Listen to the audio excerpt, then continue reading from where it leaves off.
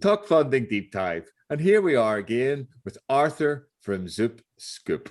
Arthur, we'll just take it down from the top of the excellent Indiegogo in demand page and just bring it down to this section of the Indiegogo page.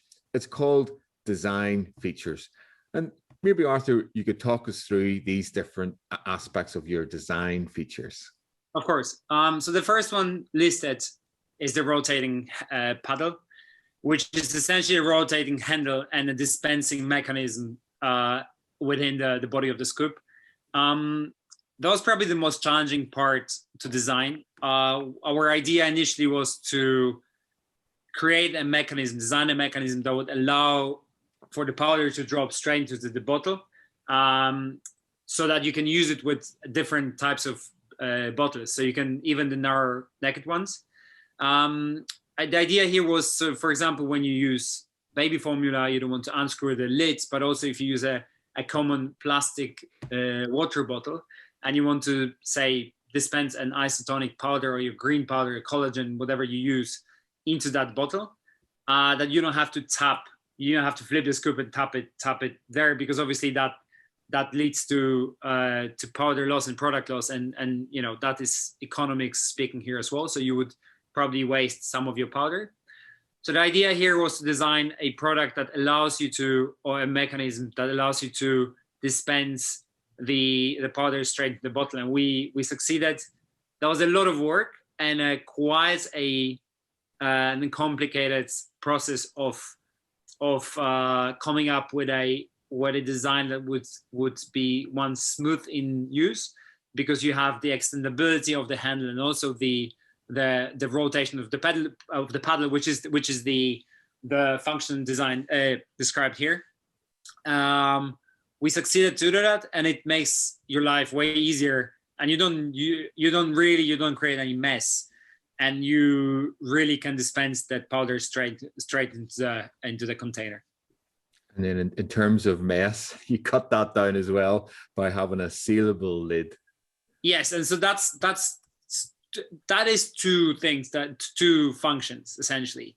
One of them is that you don't have the mess. So if you, for the portability sake, you can bring the powder with you wherever you go, meaning that you can, if you go to the gym, you can bring, as a picture in this image here. But also one really interesting part of it is when you travel. Obviously at the moment we're not that able to fly. But hopefully we'll be able to return to traveling very soon. And I a lot of times I remember buying these containers, small sort of containers in the US, whereas I was excited about the product because you could bring your different powders and supplements, but also nuts and things into with you when you traveled. And that really solves the problem perfectly in terms of bringing your powder with you and really easily creating and making a protein shake, a baby formula, without having to have a shaker bottle with you, without having, you can just dispense it into a normal bottle and just mix it and you're good to go. Okay, extendable handle. Yeah, I mentioned that before. The extendable handle helps mainly with one thing, but it has two functions. So it helps mainly with reaching deep into the container or deep into the bag with the powder. Usually, what happens, and there's a lot of internet memes. It's a sort of a joke on the internet online that you have the people searching for a scoop and trying to find it, digging their arms in, and that happens a lot. And the extendable handle helps you to first of all find the scoop way easier, because you can leave the handle extended, given you store that scoop in your powder. Two, it's way more hygienic because you don't have to stick your arm in. You can just really easily scoop that powder out of the bag. And then measuring lines. The measuring lines, we have 3 different measurements. That cater for different markets, and also different markets geographically speaking, but also different markets in terms of the audience. So first and foremost, we have the milliliters. We have 2 sizes of the scoop, which one is small, which is 25 mil, and one is large, which is 70. We have the design is I haven't mentioned, but the design is actually patented, meaning that we own the IP for the product, so we can pretty much create any size we want. These are just the most common sizes we had. But back to the measuring lines, we have the milliliters, as I mentioned before. We then have them in tablespoons, because we found it a very common request for people to use it for baking and also for some superfoods, because you will have the measurements of the servings for the superfoods in tablespoons. And then on the other side of the scoop, we have the scoop heads. We have fluid ounces for the US market. Now it's designed a way that the milliliters and the tablespoons are, you look at them from the front, and because we assume that most people are right-handed, so they will scoop and see and look at the scoop from the right-hand side, right? Now, hopefully there's a lot of left-handed people in the US, so they can use the ounces on the other side. If we find this is a request, we probably will produce scoops with the opposite side, depending on the market we use it for. And just finally, no spills funnel. That's the mess component I was talking about. It's, there are solutions in the market, but they essentially is a scoop and a funnel in one. The funnel works great with the dispensing mechanism, because you can really target, you can dispense the powder targeted and very precise. Whereas, you don't have to tap. You just, all it is simple twisting mechanism, and that's it. So it's a very seamless and a nice process to go through. And just to finish off about the design, I really get the two sizes now, because as you were mentioning in the main interview, the small is really good for the morning time whenever you're half asleep and you're wanting to measure out coffee. And then I suppose the larger one is whenever you are doing your supplements. The small, you can also, there's so many different powders on the market now that what we're going to do, we also soon going to release the most popular powders and the serving sizes and how they translate to ZoopScoop, so that you can use it for pretty much, you can refer to it and you can use it, you can learn how to use the ZoopScoop, and then you can use it for your particular powder. Great. And just go on to moving on, just emphasizing the recyclability of the ZoopScoop as well, and that idea of moving away from the one-use plastic. So the ZoopScoop is fully recyclable, and it can be taken apart and recycled appropriately, because obviously each part is made out of a different material due to its usability. If you don't know how to recycle it, send it back to us, and we'll recycle it. The environmental part, and I want to stress it over and over again, because I don't like greenwashing things, is that the companies work with us, and that we have, and there's a good trend. We see a lot of interest amongst a lot of different powder companies that are interested in stopping to use their single-use plastic scoops and substituting them with something like ZoopScoop. So we hope that we'll really be able to drive change at scale. Okay. Also, I think one important part of it that hasn't been mentioned in the function, and that we had a lot of questions about, is that the ZoopScoop is dishwasher safe. So you can just stick it in the dishwasher. It's very easy to wash. And because that was people expressed a lot of concern about that, but I can assure you that it's a very simple process, and it's very easily doable. And just what you're saying regarding the whole side of the environmental side, etc., is the ZoopScoop mission. Would you like to say anything more about that? Yes, I mean, you can see the numbers. So first of all, the markets are huge and they're growing, both for infant formula, for powdered foods, powdered supplements, protein powder. You can see a huge growth, and you can see that, by 2027, protein powder is going to be worth 32 billion, and some estimations are way higher than that. And then the infant formula, as you can imagine, is a huge market as well, 103 billion, meaning that, a more sustainable solution for anything that's to do with packaging, anything that's to do with anything that is included in the sort of around that product is needed now, because you can start the change now, because the market is growing. It's already huge, but it's going to be even bigger. So I think it's super important to try and find solutions that help with that. That's one. Then you do have, according to our research, as I mentioned before in our other interview, there's about approximately 3.1, 3.2 billion plastic scoops that are just thrown away every year, and they go nowhere, right? So they go into the oceans, they go into the landfill, they go into places that we don't want them to be. So we want our plastic, our scoop for powders in our container and not in our ocean. So I think that's super important. That is fantastic, Arthur. So thank you for contributing to that, very important debate. And now, what's this here about from Thank You Protein World? What's all that about, Arthur? Protein World is our first large cooperation with a UK-based company.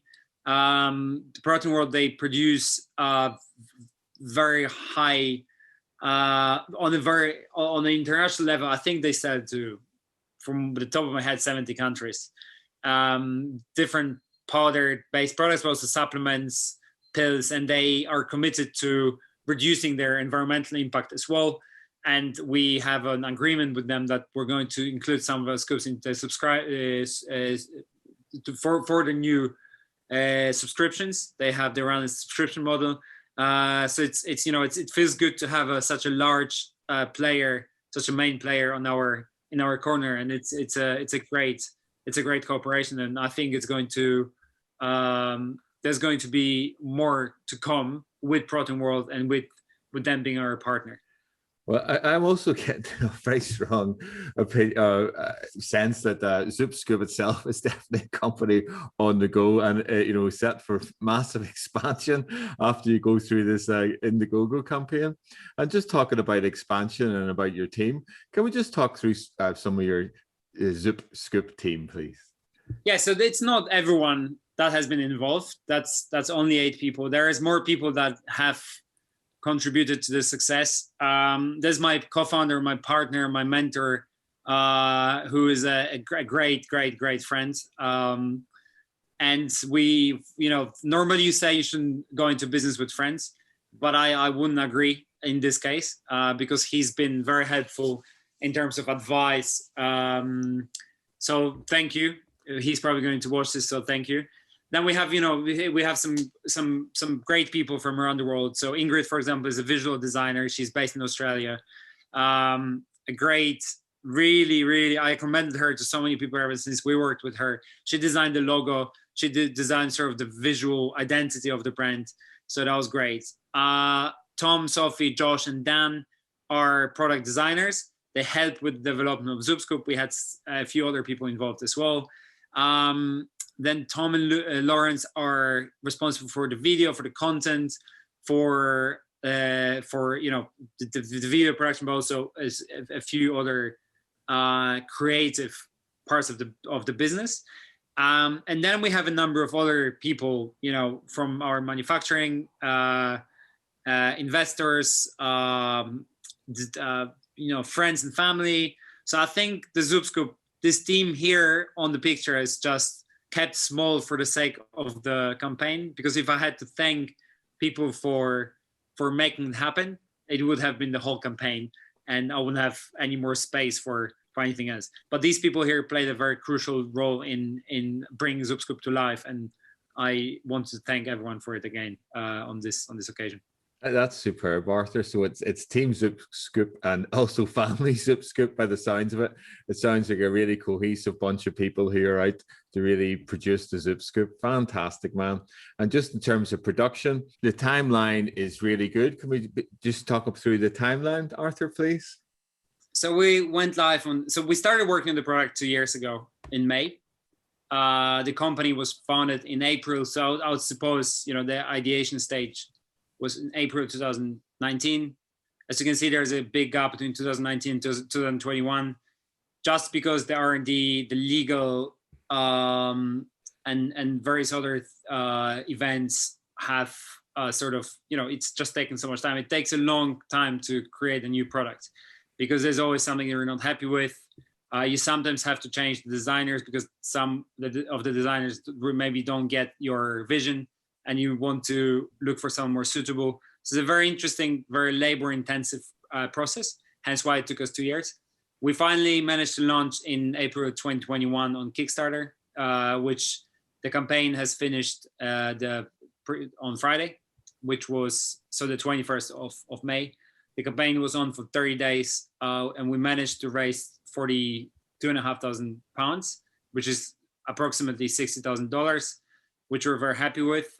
We also managed to gain a lot of attention from companies and from various online PR outlets, I would say, which is exactly what we wanted to achieve with the campaign. The tooling phase has just started this week. I have ordered it actually towards the end of last week, towards the end of the campaign. The tooling is going to take around 70 days. Normally it's a little shorter, but just because the product is, although it looks fairly simple, it's quite a complex way of how the parts interact with each other, and each part has to be tooled in a specific way. Hence why it takes our manufacturing partners a little longer, because they have to create new tools. For example, if you have let's say if you manufacture a water bottle, that's one thing we have precedence, whereas there is products that were very similar, whereas the ZoopScoop is a really innovative product which hasn't been produced and manufactured before. So that's the challenge. We're hoping to then get the T1 samples end of July, mid-July, hopefully. Probably end of July if it's 70 days. We hope for it to be sooner. And then once we confirm that we're happy with the mold, we're happy with how the parts, with the functionality of it, with shipping to the UK, to our warehouses and to our fulfillment centers around October time, we should be able to ship the product worldwide, to fulfill the first sort of orders from Kickstarter, but also start working with companies and hopefully have some licensing deals in place, and also be in time for Christmas, so everyone can get a ZoopScoop as a Christmas gift, because it's an amazing Christmas gift. I was just thinking about that. I thought that's great timing on your behalf, Arthur, that if it's shipping worldwide in October, it'll be well on its way to everybody for Christmas. So well done for that. Just lastly, just to reiterate, you were saying about the environmental commitments. Is there anything you'd like to say there? Planet-friendly factories. I like the sound of that, Arthur. Yes. So the factory, I won't mention the name here for various legal reasons, but our partner is a factory who's at the forefront of the environmental movement when it comes to manufacturing products. And I think especially for factories that manufacture plastic, they are at the forefront of producing plastics that are environmentally friendlier, if not friendly. Now, this is, I realize it's a very controversial topic, and I've been asked a lot of times, why haven't you made ZoopScoop out of a environmentally friendly material?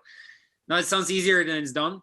It's first of all, it's I looked a lot into plastics because my environmental consciousness is quite high as well. It's been ever since I was a kid, and my mom, my dad, everyone, we never used plastic bags. I remember my mom I'm Polish, so I remember her collecting plastic trash from the beach, and people would laugh at her. That was in the beginning of the 90s. Now everyone does it. So she was very much ahead of the curve. And so she's a very strong lady and very sort of strong-minded. So, I remember it being always part of my life. And this, why we haven't made ZoopScoop out of a more environmentally friendly material, because a lot of people say it's plastic. Yes, but I think being recyclable and being reusable is the way to go, because we don't have a perfect material yet that can substitute plastic in the function that it gives you, right? So and also ZoopScoop couldn't exist made out of any other material for now, just because of the complexity and the interaction between the parts, etc. And so that's for sure something we're going to be working with, and I hope it's going to be working with the help of our manufacturing partners, because that factory is really at the forefront of the movement. They are part of an organization that sort of spearheads the movement of being an environmentally friendly and conscious manufacturer in the era of when everyone has to actually actually think and do about it, not only think but also act upon it. So it was important to us for us to have the right partners in this process. Fantastic, Arthur. Thank you very much for sharing your personal journey of environmentalism as well as the ZoopScoop's ethos of really searching for the best environmental solutions for their products. Just bringing it back up to the top of the Indiegogo page, I get the sense, Arthur, that this is maybe just the first product of many products. And I know you probably can't say too much, but I'm sure there's other ideas in that creative mind of yours and in the team of other products. I take it there will be other forms of ZoopScoops coming in due course. Well, there's going to be more products. You're right about that. There's plenty of ideas. I always had plenty of ideas. And again, I had to thank my partner for actually pressing the button, pulling the trigger and actually going for it. He was sort of driving force behind it, but there is going to be more products, but I don't want to do a product for the sake of making a product, right? Creating something I want to create something that provides value, that makes people's lives easier, and that is actually useful, and I'm fascinated by optimizing things and optimizing processes, be it my personal life, my fitness regime, or wherever else. I like creating things that make sense. So I have plenty of ideas. I think there's plenty of opportunities. I'm not worried about that. It's just picking the right one and pulling the trigger for the right one and going. And because as you saw in our timeline, the ZoopScoop has been over 2 years in the making. Yeah. So it's a commitment. So from the idea up until it's actually in the market, it's probably 3 years, 2.5, 3 years. So if you think about it, you only have so many 3 years phases in your life, right? Especially so you want to make wise choices, I would say. Yeah, I did just go back to timeline. I just thought it was superb. Like, you've really spent nearly 2 years really thinking through iterations, design, really putting, and that's probably why the second half, in terms of fundraising has went so well, because you've done all that really key work before the Kickstarter. So you're really just, set the launch, everybody gets the idea, and superb, Arthur. That's why it's been such a success. Well, I think we're making waves at the moment because we had even TV shows getting in touch wanting us to take part. I can't name them. We had people willing to invest, a lot of people actually willing to invest, which I was surprised by, because when you work in it and when you work on it, you sort of you don't see the big picture. You just very much head in and you work on it. But we're making waves at the moment. I hope we can keep the momentum going, and we can make a difference. And you have been very engaged with your actual, your Kickstarter and your Indiegogo community. From what I've seen, you're very much engaged in helping, and working with and taking ideas from the community itself. Yes, and I think my background, my academic background is in communication. So, and I believe in the right communication. I think it makes a huge difference, if not all the difference, but it's the main chunk of the success. Of any success lies in communication. So that's why I believe, hence why I very happily accepted the interview when I was asked if I was interested in to do an interview with you. Obviously, I've watched all the stuff, so I was very happy to do that, because I think whenever you have the opportunity to go and speak with people, whatever channel that is through, I'm more than happy to do that. And hence, also because initially we're on Kickstarter campaign on Kickstarter, people would ask a lot of questions. I would respond them straight away. So I was literally on my phone all the time, and we had plenty of messages, plenty of comments. So I update people. I post updates. I do the through, whether it's through newsletter, our website, or on the platforms or social media. I believe in communication. I believe in also getting the feedback back from people. So it's not a monologue, it's a dialogue. Well, my feedback is it's a kicking ass campaign that you have run. Your product is very sellable, it's very clear, the video is great, and your Indiegogo page is superb. So I really thank you for doing this deep dive today, Arthur from ZoopScoop. All the links for the Indiegogo ZoopScoop campaign will be in the video description below. Thank you so much, Arthur, mate. Thank you. Bye-bye now. Appreciate it. Bye.